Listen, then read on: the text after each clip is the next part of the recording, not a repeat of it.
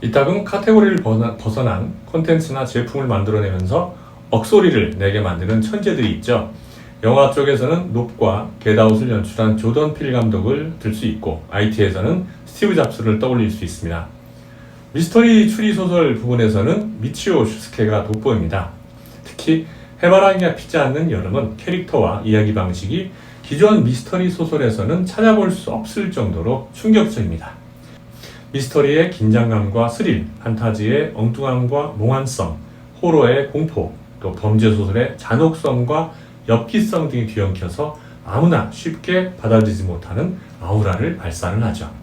여러 가지 장르를 짬뽕하는 게 쉽지 않지만 미치오 슈스케는 아주 유려하게 매듭을 짓습니다.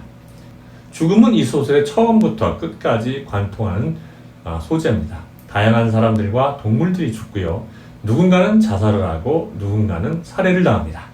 살해된 동물이나 사람은 고의적으로 누군가 다리를 부러뜨렸다는 공통점이 있습니다. 그래서 소설의 분위기는 아주 암울하고 절망적입니다.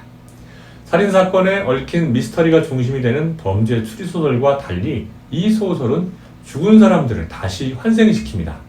유산된 미치오의 동생 미카, 또 미치오의 학교 친구인 S, 신비로운 예언을 하는 도코 할머니, 혼자 살던 다이조 할머니도 다 환생을 합니다. 미치오의 관점에서 이야기가 진행이 되기 때문에 미치오가 경험하는 상황이 과연 환상인지 아니면 실제 상황인지 독자들은 헷갈릴 수밖에 없습니다. 그런 점에서 주인공의 이름이 작가와 같다는 건 우연처럼 보이지 않습니다. 독자를 우울하게 만드는 점은 또 있는데요. 미치오의 담임 선생인 이와무라 선생이 하필 변태성역자라는 사실입니다. 미치오는 담임이 소아성애를 묘사한 성애의 심판이라는 책을 필명으로 출판했다는 사실을 발견하고, 또 친구 S가 성희롱을 당한 동영상을 발견하죠. 이러한 사실로 미치오는 이와무라 선생을 S의 강력한 살인 용의자로 보게 됩니다. 미치오는 S의 집을 찾아갔다가 목을 메고 죽은 S의 시체를 발견하고 신고하는데요. 그런데 이게 웬일입니까? 담임과 경찰과 현장에 도착했을 때에는 S의 시체가 온데간데 없이 사라진 상태입니다. 미치오 부모님을 비롯한 마을 사람들은 사건이 계속되니까 공포와 불안감을 감추지 못합니다. 작가는 교묘하게 단서와 복선을 배치하고 환상과 실제를 섞어가면서 독자들은 엉뚱한 골목으로 유도하죠. 미치오는 주어진 단서들을 착실히 따라가면서 마침내 범인을 밝혀내는 데 성공합니다. 미치오의 친구 S는 애견에게 썩은 고기를 가지고 오는 훈련을 시킵니다. 미치오 엄마는 친아들인데도 불구하고 미치오를 굉장히 냉담하게 대하죠. 혼자 사는 다이조 할아버지는 동물들의 시신을 보면 훼손 충동을 느낍니다. 미치오의 담임 이와무라는 변태적인 성적 욕망을 주체하지 못하죠. 이들의 공통점은 과거에 도저히 잊지 못할 파괴적인 트라우마를 겪었던 겁니다. 트라우마로 인해서 이들은 세상을 자기들만의 주관적 인식으로 해석하고 새롭게 창조하죠. 자기 파괴적인 행동을 계속하지만 그만두지는 못합니다. 이들의 비틀린 세계관을 바로잡을 수 있는 유일한 방법은 그들의 어두운 과거를 이해하고 감싸 안을 수 있는 사랑과 희생을 선사하거나 아니면 스스로 구축한 환상을 부수는 것뿐입니다. 해바라기는 8월, 9월에 꽃을 피우는 식물인데요. 여름에 꽃을 피우지 않는 해바라기는 정상이 아닌 거죠.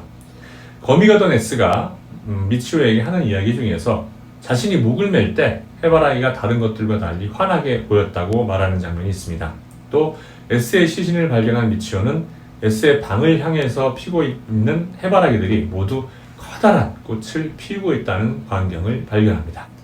아마도 이들이 새롭게 보게 된 해바라기는 그들이 갖고 있던 주관적인 인식과는 분리된 객관적이고 정상적인 일상 속의 해바라기가 아닐까요? 다른 사람들이 느끼는 세상 속에서 여름에 활짝 핀 따뜻한 감성의 노란색 해바라기 말입니다. S나 미치오의 주관적인 세계에서는 해바라기가 여름에 피지 않습니다. 꽃이 피어야 할 시기에 꽃이 피지 않는 세상이란 얼마나 삭막하며 음울할까요? 작가는 모든 게 죽어있고 생기 없는 세계를 상징하는 제목을 통해서 미치오를 비롯한 등장인물들의 소외와 상처를 강조하고 있는 게 아닐까요? 이 소설의 결말은 해피엔딩입니다. 미치오는 부사일생으로 살아납니다. 하지만 저자가 그때까지 일관되게 보여온 의식의 흐름을 감안한다면 이 결말이 과연 실제일까? 라는 의심이 생깁니다. 미치오는 현실을 피하려고 의도적으로 주관적인 세계를 만드는 아이입니다. 집에 불을 지르기 전에 미치오는 스스로 만든 이야기를 부수겠다고 결심합니다.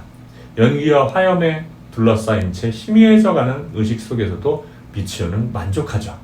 그토록 냉담하게 대하던 엄마가 3년 만에 그의 이름을 불러줬기 때문입니다. 그리고 미치오는 정신을 잃고 말죠. 미치오는 깨어난 다음에 부모님과 이야기를 나누면서 다 타버린 집의 잔재를 바라봅니다.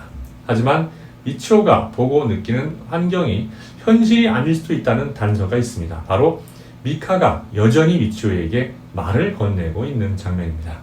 만약에 미치오가 자기의 주관적인 세상, 이야기를 부쉈다면 미카는 더 이상 세상에 존재하지 않아야 하는 게 맞습니다.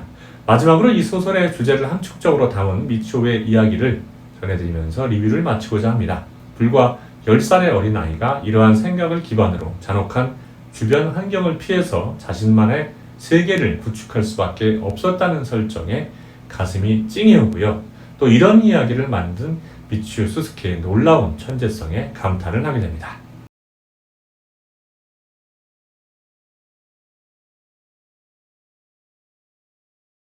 감상 결과는 좋은 데입니다.